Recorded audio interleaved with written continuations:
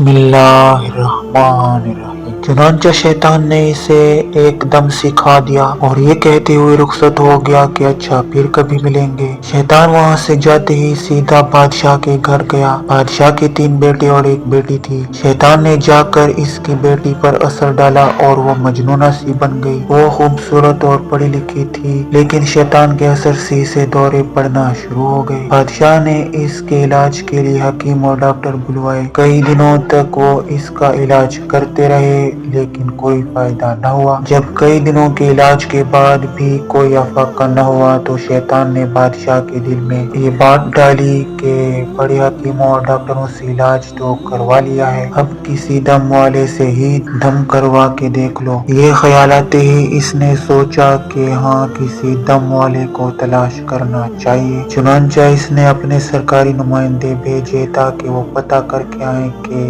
اس وقت سب سے زیادہ نیک بندہ کون ہے۔ سب نے کہا اس وقت سب سے زیادہ نیک آدمی برسیسا ہے، لیکن وہ تو کسی سے ملتا ہی نہیں ہے۔ بادشاہ نے کہا اگر وہ کسی سے نہیں ملتا تو ان کے پاس جا کر میری طرف سے درخواست کرو کہ آپ کے پاس آ جاتے ہیں۔ کچھ آدمی برسیسا کے پاس گئے۔ برسیسا نے انہیں دیکھ کر کہا آپ لوگ مجھے ڈسٹرب کرنے کیوں آئے ہیں؟ انہوں نے کہا کہ بادشاہ کی بیٹی بیمار ہے، حکیموں اور ڈاکٹروں سے بڑا علاج کروایا لیکن کوئی فائدہ نہیں ہوا۔ بادشاہ چاہتے ہیں کہ آپ بے شک یہاں نہ آئیں تاکہ آپ کی عبادت میں خلل نہ آئے۔ ہم آپ کے پاس بچی کو لے کر آ جاتے ہیں، آپ یہیں اس بچی کو دم کر دینا، ہمیں امید ہے کہ آپ کے دم کرنے سے وہ ٹھیک ہو جائے گی۔ اس کے دل خیال آیا کہ ہاں میں نے ایک دم سیکھا تو تھا، اس دم کو آزمانے کا یہ اچھا موقع ہے، چلو یہ تو پتہ چل جائے گا کہ وہ دم ٹھیک بھی ہے یا